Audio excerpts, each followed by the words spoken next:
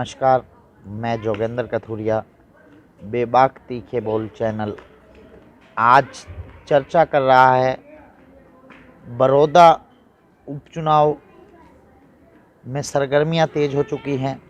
पूरे हरियाणा की निगाह बड़ौदा पर टिक चुकी है। पूरा हरियाणा टकटकी लगाकर बड़ौदा उपचुनाव के नतीजे का इंतज़ार कर रहा है। अब सभी पार्टियां प्रत्याशियों के नामों का ऐलान कर चुकी हैं। प्रत्याशी नामांकन भी दाखिल कर चुके हैं। कल नामांकन वापस लेने का दिन है। कल लगभग स्थितियां स्पष्ट हो जाएंगी कि बड़ौदा उपचुनाव किस ओर जा रहा है। हम बात करेंगे सबसे पहले प्रत्याशियों की। भारतीय जनता पार्टी ने अपने पुराने प्रत्याशी योगेश्वर दत्त को मैदान में उतारा है। अब योगेश्वर दत्त इस मुकाबले में पिछली बार लगभग 38,000 के करीब मत प्राप्त हुए थे योगेश्वर दत्त को। इस 38,000 के आंकड़े को कहां तक ले जा पाते हैं। सबसे पहले मैं बात करूंगा, इस बार जो पोलिंग परसेंटेज है वो पिछले बार की अपितु ज़्यादा रहने का अनुमान है। पिछली बार के 68% से इस बार जो पोलिंग प्रतिशत है, मतदान है, वो 75 से 80% के बीच रहने का अनुमान है और अधिकतम 1,45,000 तक भी मतदान हो सकता है। न्यूनतम कम से कम हमें जो लग रहा है कि 1,35,000 वोट जरूर पोल होंगे। अब इनमें से योगेश्वर दत्त को जेजेपी पार्टी के भूपेंद्र मलिक द्वारा प्राप्त किए गए वोटों में से कितने वोट प्राप्त हो पाते हैं, ये भी एक चर्चा का विषय है। इससे पहले हम प्रत्याशियों की बात कर लें। कांग्रेस ने काफ़ी माथापच्ची के बाद इंदुराज नरवाल उर्फ भालू को मैदान में उतारा है। इंदुराज नरवाल कांग्रेस पार्टी के बहुत ही पुराने कार्यकर्ता रहे हैं। 3 पीढ़ियों का साथ रहा इंदुराज नरवाल उर्फ भालू के परिवार का। इनके पिताजी 1962 से चौधरी रणबीर सिंह हुड्डा के साथ जुड़े हुए हैं। तो आज 58 वर्षों के साथ का जो फल मिला है, आज इंदुराज नरवाल को इस अहम बड़ौदा के उपचुनाव में टिकट के रूप में मिला है। इंदुराज नरवाल एक साधारण किसान परिवार का बेटा है, जो फाइनेंशियली पोजीशन इतनी और उम्मीदवारों जितनी सुदृढ़ नहीं, पर क्या एक गरीब किसान का बेटा भी हरियाणा की सबसे बड़ी पंचायत, हरियाणा की विधानसभा में पहुंच सकता है, ये अब तय करना है बड़ौदा की जनता को।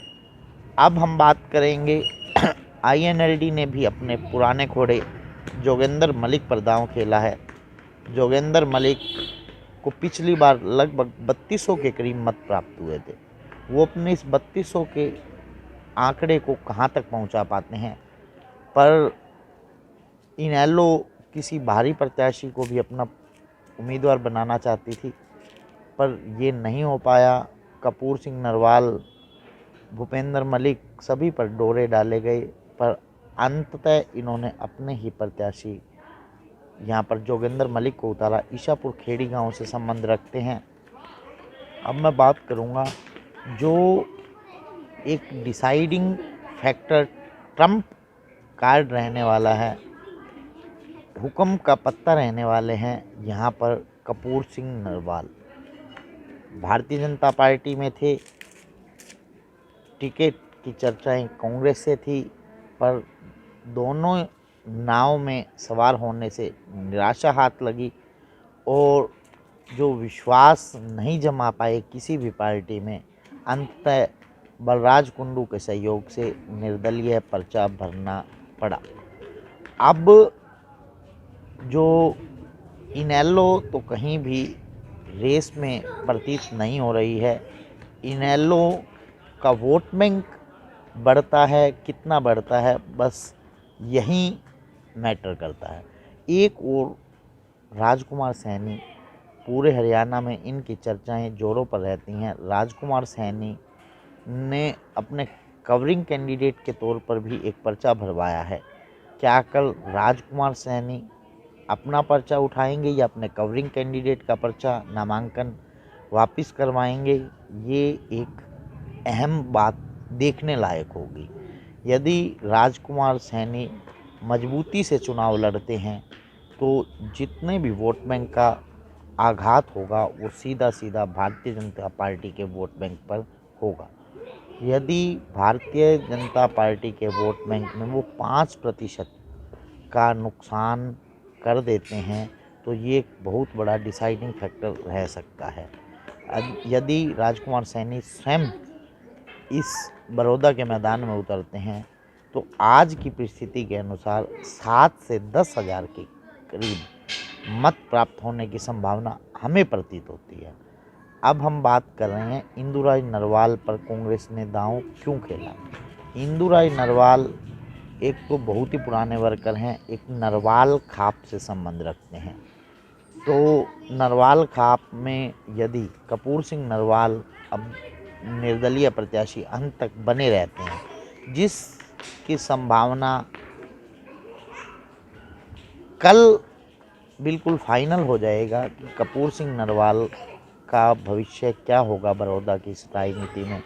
यदि कपूर सिंह नरवाल अंत तक मैदान में बने रहते हैं तो इसका सीधा सीधा नुकसान कांग्रेस पार्टी के वोट बैंक पर होगा।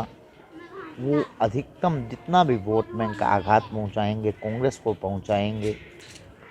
कल स्थितियां स्पष्ट होनी शुरू हो जाएंगी। वैसे इंदुराय नरवाल यदि कांग्रेस की भीतरघात और कपूर सिंह नरवाल से पार पा लेते हैं और जिस तरह से हमने बड़ौदा के चुनाव को अंतिम 2 दिनों में बदलते देखा है, 2019 में भी ऐसा ही हुआ। एक समय ऐसे लग रहा था कि कृष्ण हुड्डा जी तीसरे स्थान पर रहने वाले हैं। जैसे जैसे दीपेंद्र हुड्डा और भूपेंद्र हुड्डा ने इस क्षेत्र में जनसभाएं करनी शुरू की और जनसभाएं की, उसके बाद कृष्ण हुड्डा तीसरे से पहले पायदान तक पहुँचे और उन्होंने अंतर्राष्ट्रीय पहलवान, ओलंपियन मेडलिस्ट योगेश्वर दत्त को पटकनी देकर तीसरी बार बड़ौदा में बाजी मारी। अब क्या रहेगा, इंदुराय नरवाल यदि मजबूती से चुनाव में बने रहे तो अंत में कुछ भी हो सकता है। अभी बड़ौदा के बारे में कुछ भी भविष्यवाणी करना जल्दबाजी होगी। मैं बेबाक तीखे बोल चैनल के लिए जोगेंद्र कथुरिया। हर खबर और नई वीडियोस देखने के लिए फेसबुक पर लाइक, इंस्टा पर फॉलो और यूट्यूब पर करें सब्सक्राइब।